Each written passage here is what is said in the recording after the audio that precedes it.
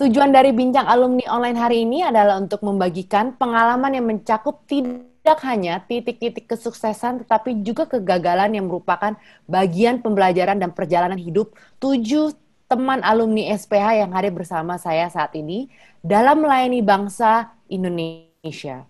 Sebagian teman-teman di sini juga ada yang lanjut berkuliah di luar negeri maupun di dalam negeri. Namun satu hal yang menyamakan kami semua di sini yaitu kami kembali ke Indonesia untuk membangun harapan untuk maju dan menjadi pelita kebenaran bagi Indonesia. Makanya namanya sekolah kita Pelita Harapan. Jangan berhenti mencintai Indonesia, jangan berhenti ingin terus berbuat untuk sesama kita, untuk lingkungan kita, masyarakat kita, dan negara kita. Pesan saya juga ke teman-teman, murid-murid SPH yang hari ini mendengarkan, sekali lagi, jangan alergi dengan politik ya, dengan pemerintahan, karena whatever you do, asalkan kita bisa berdampak positif bagi orang lain, saya rasa this is one way of being able to do it gitu. Tapi apa sih yang benar-benar mendorong seorang Charles ini benar-benar mau berjuang gitu loh? Berani dan gak takut untuk speak up gitu ya, untuk vokal juga.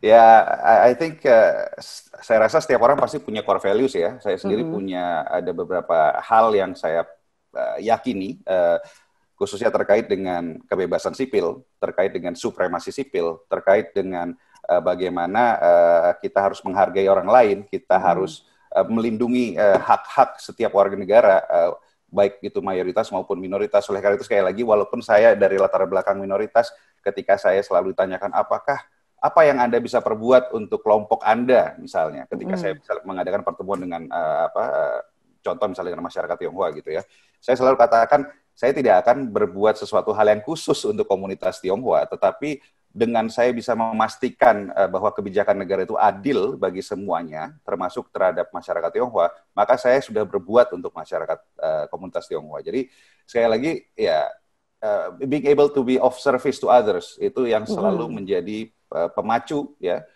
bagi saya untuk terus bisa bekerja di bidang ini.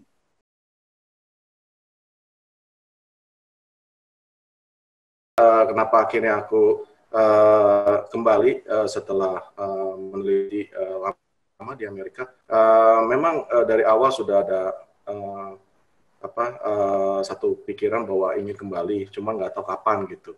Selalu kita bilang kalau ditanya, kapan lu balik? Iya 2 tahun lagi. Habis itu 2 tahun lewat, kapan lu balik? 2 tahun lagi gitu ya. Nah, sebetulnya emang kalau ditanya kenapa ya, Indonesia itu rumahku. Jadi kita istilahnya mau pulang kampung kan, gimana ya, kecintaan kita terhadap rumah tuh sulit dijelaskan, tapi Indonesia adalah rumah kita semua. Teman-teman di sana juga merasakan hal yang sama, tetapi memang dari dunia penelitian itu memerlukan banyak support begitu. Jadi memang nggak semua orang bisa tiba-tiba langsung balik aja gitu, perlu persiapan dan lain-lain. Betul. Jadi kira-kira sih kenapa mau balik ya, sebenarnya jawabannya sih sederhana sih, karena ini adalah rumah kita. Iya, betul, rumah kita bersama ya.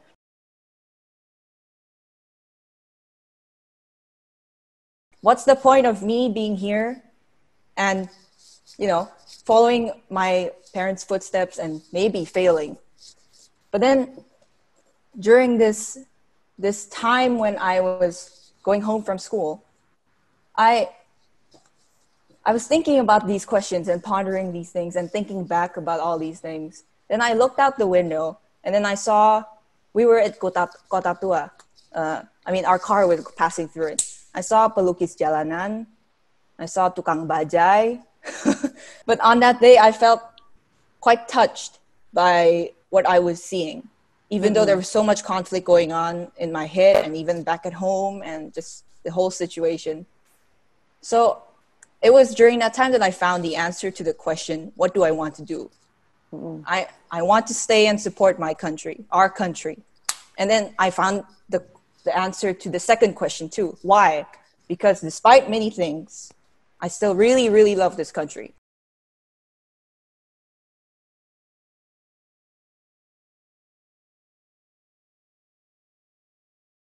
Yeah, I stayed there for 6 years. Dari 7th grade till graduation. it was fun. It was an exposure to see a diverse background kali ya di SPH.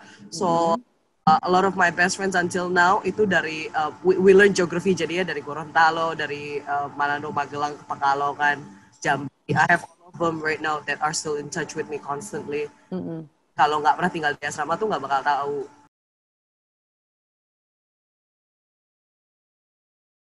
SPH selalu bicara soal jangan lupa pulang ke Indonesia, jangan lupa pulang untuk membangun bangsa dan negara. By the time angkatan 2010, saya rasa narasif itu udah sangat jelas dan hampir nggak ada teman yang kepikiran untuk menetap di Amerika gitu loh. Kalau di Amerika untuk mendapatkan ilmu supaya cepat-cepat balik untuk membangun Indonesia.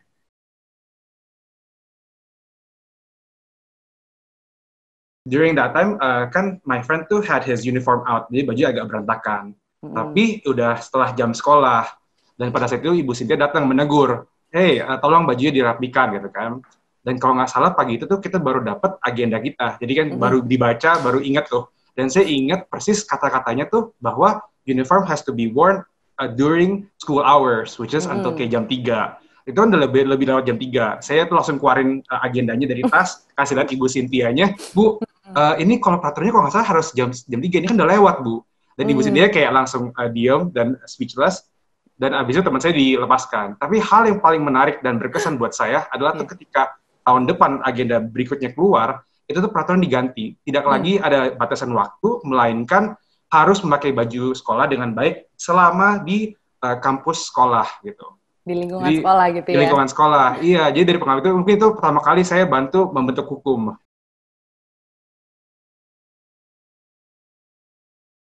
Dari kehidupan aku yang kurang lebih sekarang 25 tahun, hampir setengahnya itu, atau 12 tahun, di-spend di SPH Sentul City. Karena saya menghabiskan sekitar 12 tahun dari kelas 1 SD sampai kelas 3 SMA di SPH Sentul City.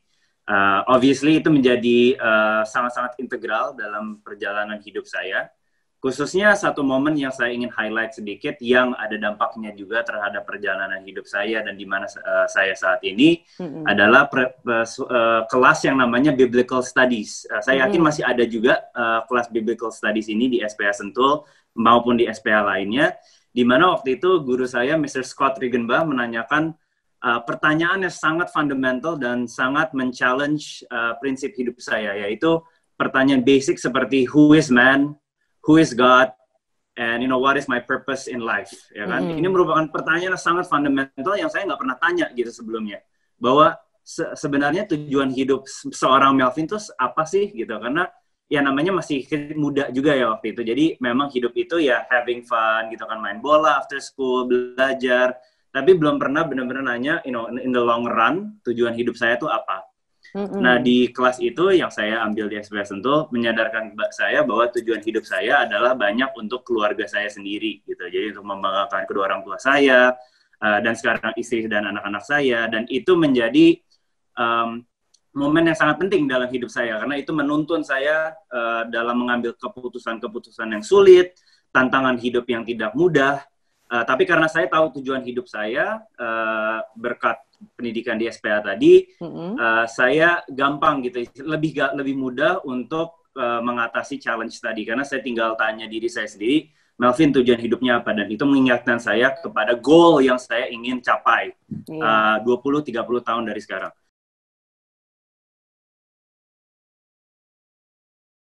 Memang dari kecil sudah suka ya sama matematika dan juga sains, oleh karena memang bertemu dengan beberapa guru yang sangat inspirasional gitu.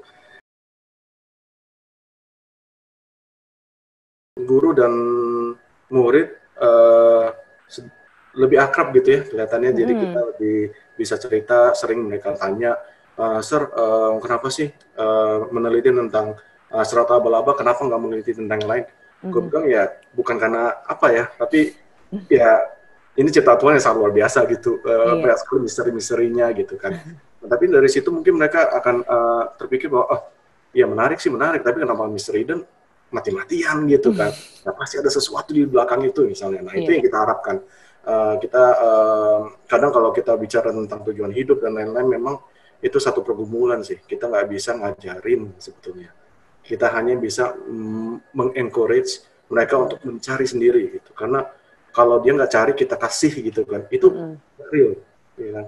Nanti kedepannya mungkin nggak akan bertahan lama gitu. Tapi kalau itu melalui satu pergumulan, satu conversation yang sangat jujur begitu ya, apapun yang mereka temukan nanti itu ya udah pasti betul gitu ya, it will stick forever ya. Jadi kalau dari segi pengajaran ya, kita satu menjadi contoh yang sangat baik, menghargai mereka, dan dari cara kita mengajar juga menggunakan sesuatu yang lebih kreatif gitu. Jadi selalu mencari satu lebih sensitif gitu, bagaimana anak-anak ini bisa mengerti lebih baik lagi dan lain-lain gitu. Iya, thank you so much ya. Memang pengalaman saya pun di SPH juga melihat peran-peran dan melihat karakter seorang guru itu sangat penting, karena itu yang kita lihat setiap hari, dan dalam seminggu ya kita paling banyak waktu menghabiskan ya di sekolah SPH. Kita selalu menyebutkan SPH ini sebagai our second home.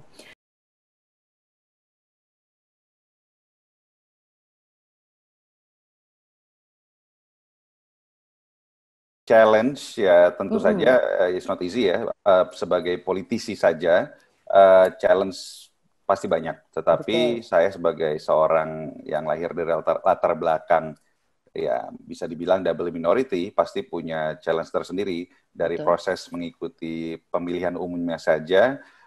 Itu sudah menjadi challenge tersendiri, apalagi kita ketahui dalam beberapa tahun terakhir ada fenomena yang cukup mengkhawatirkan, bukan saja di Indonesia, tetapi saya rasa ini fenomena global ya. Kita melihat adanya tendensi menguatnya politik identitas dalam di berbagai negara di dunia, dan ini juga terjadi di Indonesia, sehingga dalam berbagai perhelatan politik masyarakat didorong oleh kekuatan-kekuatan tertentu untuk mengambil pilihan-pilihan politik bukan berdasarkan track record atau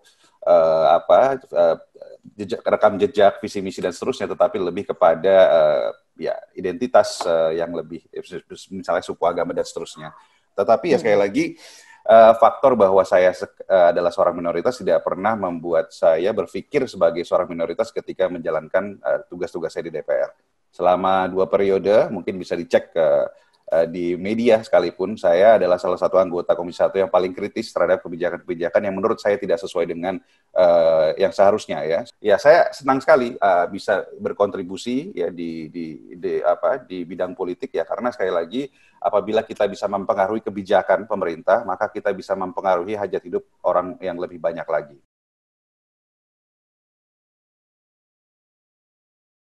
So I just want to share that, given that we're talking about challenges, life is not always smooth, right? Even for SPH students yang bisa dibilang lumayan privileged dengan pendidikan yang sangat baik.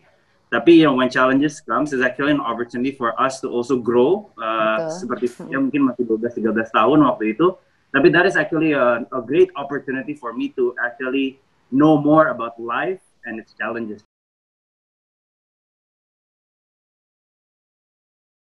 Pada saat aku kembali ke Indonesia, banyak teman-teman yang bilang, nanti lo di Indonesia bisa riset apa gitu, emang nggak sayang dia bilang gitu. Justru itu yang membuat saya kenapa ingin kembali ke Indonesia, ya kan, untuk ngecek apakah betul kita kalau di Indonesia itu tidak bisa meneliti lagi gitu.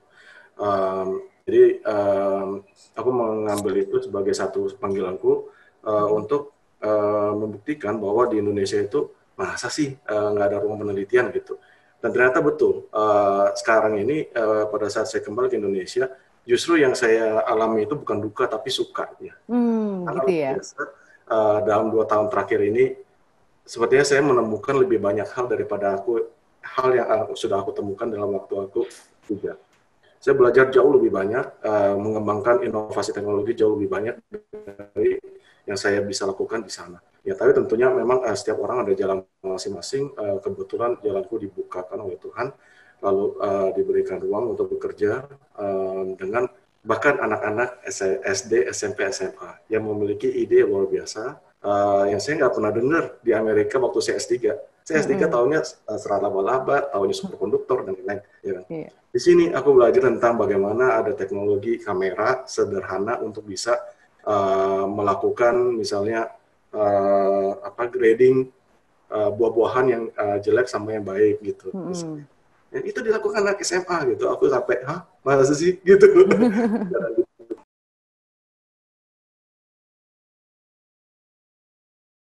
Nah, saat ini dipercaya bahwa kolaborasi lebih dibutuhkan ketimbang kompetisi.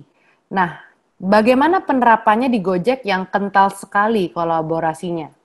Kalau menurut Diera bagaimana?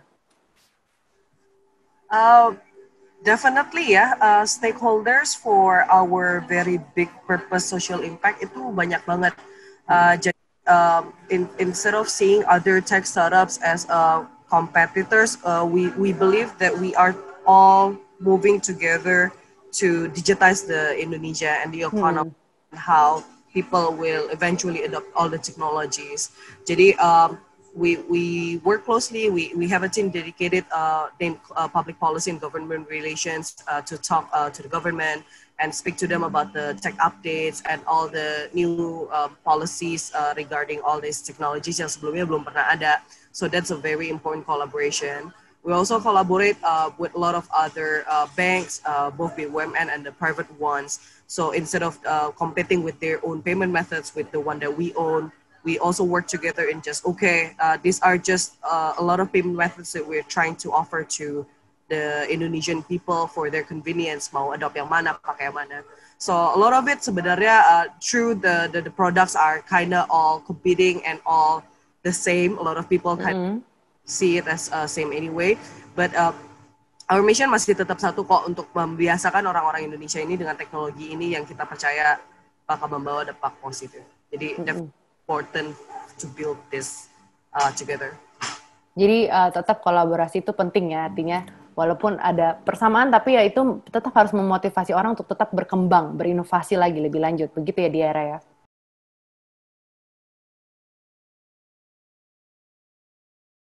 Saya tuh banyak bergumul lah bertahun-tahun akan identitas saya karena lahir di Indonesia tapi berbahasa Inggris dan juga mindsetnya Barat, gimana gitu loh bisa berpartisipasi dalam masyarakat, dalam society.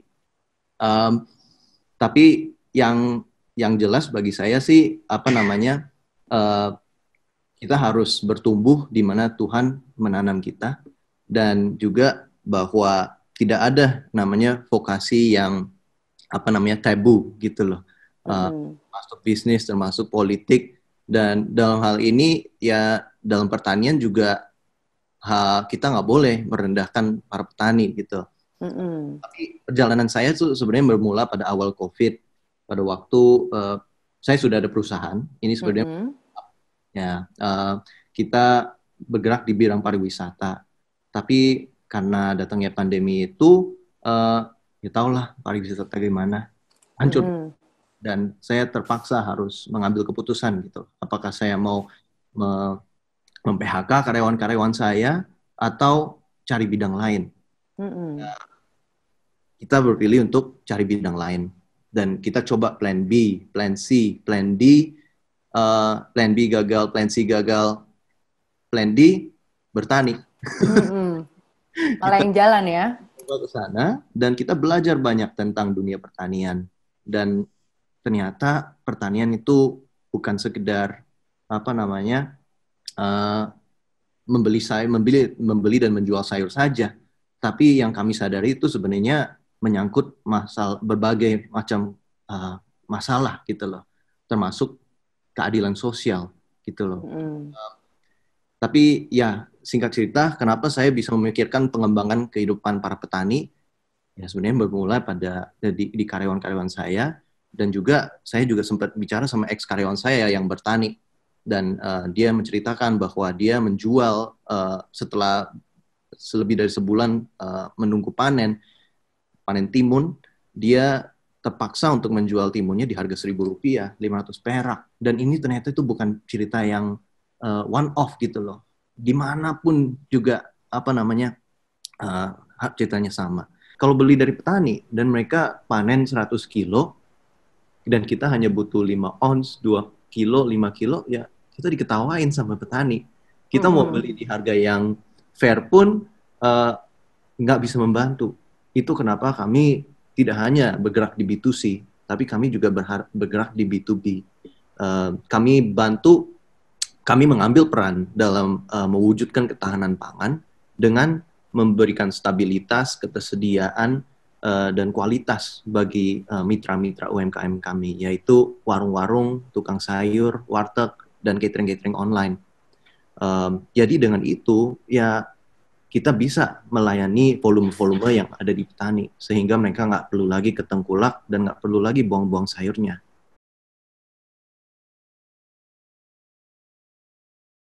I would say stands me out from anyone else, like personally and skill-wise. Tapi in life, I think you'll have to pick a path, especially I'm talking to young kids, okay? Not kids, like people my age. You'll have to pick a path between quick instant happiness or a path where you can find meaning. Quick instant happiness being just, I don't know, procrastinating, that can count, or just pursuing something that you know will be futile and doesn't really hold any deeper meaning for you, but you do it anyways because it might be easier to do. Yeah, the path of meaning, you'll bear a lot more responsibilities and it'll be so much harder. And sometimes happiness might not come or soon, and it will definitely not come without you going through something first.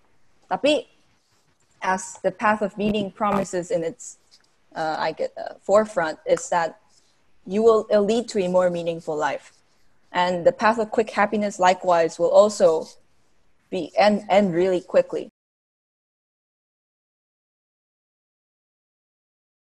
Apa yang saya ingin ceritakan tagar ini adalah bahwa di pemerintah Indonesia, di hukum Indonesia, bila kita ada tekad, bila mana kita ada minat, dan kita telusuri satu persatu, kita baca hukumnya, kita laluin prosesnya, kita rapat dengan orang-orang yang berkepentingan, sampai tuntas, hal itu pun akan dapat terwujud. Jadi kalau dari segi hukum sih menurut saya, harus perlu ada lebih banyak orang yang punya panggilan dan punya keinginan untuk bersabar dan melanjuti proses sampai visi misi mereka itu terrealisasi dan terwujudkan di pemerintah Indonesia. Karena saya harus bilang bahwa hukum Indonesia tuh berjalan, berfungsi, hanyalah orang-orang tidak punya cukup kesabaran untuk membaca hukumnya dan untuk melalui proses tersebut.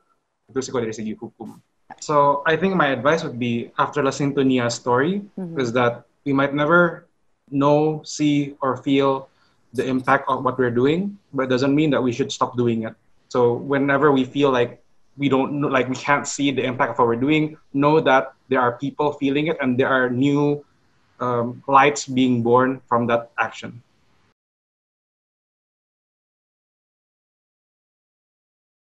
Nah, Bapak Ibu Saudara sekalian, kita bisa melihat bahwa di sini ada satu benang garis merah yang bisa sangat terlihat dari setiap alumni yang telah sharing pada hari ini, karena mereka berdampak langsung kepada orang lain. Itu tujuan panggilan hidup mereka. Walaupun pengalaman mereka sangat beragam, mereka sepakat bahwa membangun negara Indonesia adalah satu bentuk kecintaan pada Tuhan dan sesama. Dan mereka benar-benar menjadikannya sebagai sebuah panggilan hidup. Harapan kami adalah semangat dan cita-cita mereka yang murni untuk membangun negara dapat tercapai dan menginspirasi kita semua di sini untuk bersama-sama bergandengan tangan memberikan yang terbaik. Mengambil sebuah tindakan yang aktif, bukan pasif, untuk tanah air tercinta demi masa depan bangsa.